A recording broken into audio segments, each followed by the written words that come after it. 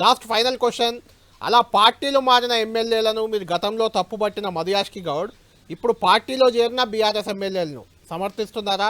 అక్కడ ఉప ఎన్నికలకు సిద్ధం కావాలని కోరుకుంటున్నారా? సిద్ధం అవుతున్నారా?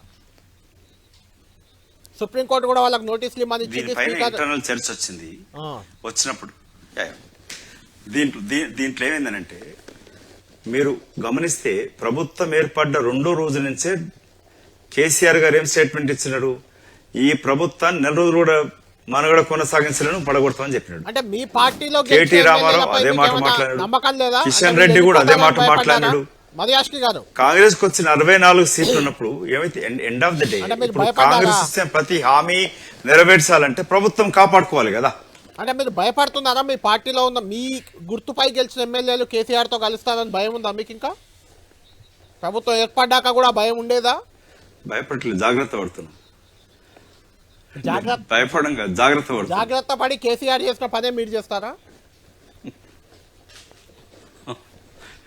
కేసు ఇప్పుడు 2014 తర్వాత రాజకీయాలు మొత్తం మారిపోయినాయి. కళ్యాణ్ గారు ఏ ఆరోపణలు అయితే నరేంద్ర మోదీ చేసినాడో, మీరు అటు మధ్యప్రదేశ్ గాని, కర్ణాటకలు గాని, మేఘాలయలు గాని, ఎన్ని రాష్ట్రాలల్లా బీజేపీ ఏ విధంగా ఇంజనీరింగ్ చేసినది.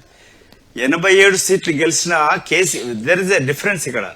87 సీట్లు గెలిచిన 2018లో కేసీఆర్ గారు ఎందుకు కక్కుర్తి పడి కాంగ్రెస్ పార్టీ ఎమ్మెల్యేలు నిమిత్తం ఎందుకు చేర్చుకున్నాడు? ఇవాళ ప్రజలు బుద్ధి చెప్పారు కదా. ఇవాళ ఎందుకు కాంగ్రెస్ పార్టీ ఎందుకు చేర్చుకుంటుందన్న దాంట్లో బీజేపీ బీఆర్ఎస్ 2 కలిసి ప్రభుత్వాన్ని పడగొడుతున్నమన్న క్రమంలో ఆత్మరక్షణ కొరికి, మన భారత రాజ్యాంగంలో ఉంది కదా, ఆత్మరక్షణ కొరకి నీ ప్రాణాపాయం ఉన్న సమయంలో నీ ప్రాణరక్షణ కొరకి నువ్వు ఎదుటి వ్యక్తిని చంపవచ్చు.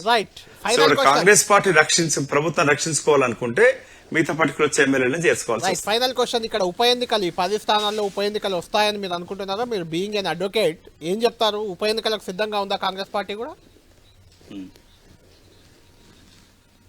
కాంగ్రెస్ పార్టీ రాజకీయ పార్టీగా ఎప్పుడు ఎన్నికలు వచ్చినా సిద్ధంగా ఉండాల్సిందే కళ్యాణ్ గారు.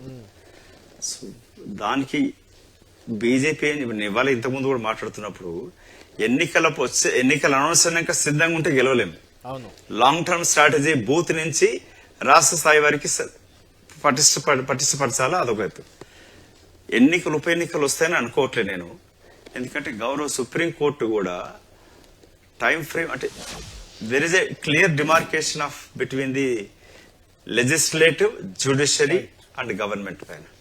సో ఇక్కడ సుప్రీంకోర్టు కూడా డైరెక్ట్ స్పీకర్ ని ఆదేశించలేదు, కాబట్టి అడ్వైజ్ చేయగలరు. కాబట్టి మీరు అవకాశాన్ని అడ్డం పెట్టుకొని వాళ్ళపై వేటు వేయరు, ఉప ఎన్నికలు రావు. ఇది క్లియర్ గా మీరు చెప్తున్నారు. Okay, thank you Madhu Yashki Goud గారు. నేను వ్యక్తిగతంగా రాజకీయ సవరణ జరగాలి, ఈ ఫిరాయింపులు ఆగాలి. ఫిరాయింపులు జరిగినప్పుడు రాజీనామా చేసి రావాలనేది నా వ్యక్తిగత అభిప్రాయం. అసలు ఈ ఫిరాయింపులకు వ్యతిరేక చట్టం తీసుకొచ్చింది రాజీవ్ గాంధీ ఆమె జరిగింది. రాహుల్ గాంధీ గారు కూడా సమాజంలో రేపు పౌరులు రాజకీయ నాయకులను గౌరవించాలనుకుంటే, రాజకీయ నాయకులు ఇజ్జత్ పెరగాలంటే ఈ ఫిరాయింపుల చట్టం చేయాలి. ఎన్నికల ప్రచారంలో రాహుల్ గాంధీ గారు కూడా ఇట్లా పార్టీ మారిన వెంటనే వేటు వేయాలన్నారు.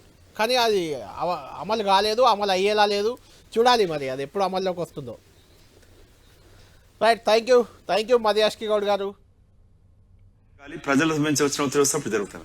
థ్యాంక్ యూ కళ్యాణ్ గారు. Right, thank you. మొత్తానికి ఫిరాయింపుల విషయంలో మాత్రం మధుయాష్కి గౌడ్ గారు అంతా ఏమాత్రం సంతృప్తిగా లేనట్లే మనకు కనిపిస్తుంది.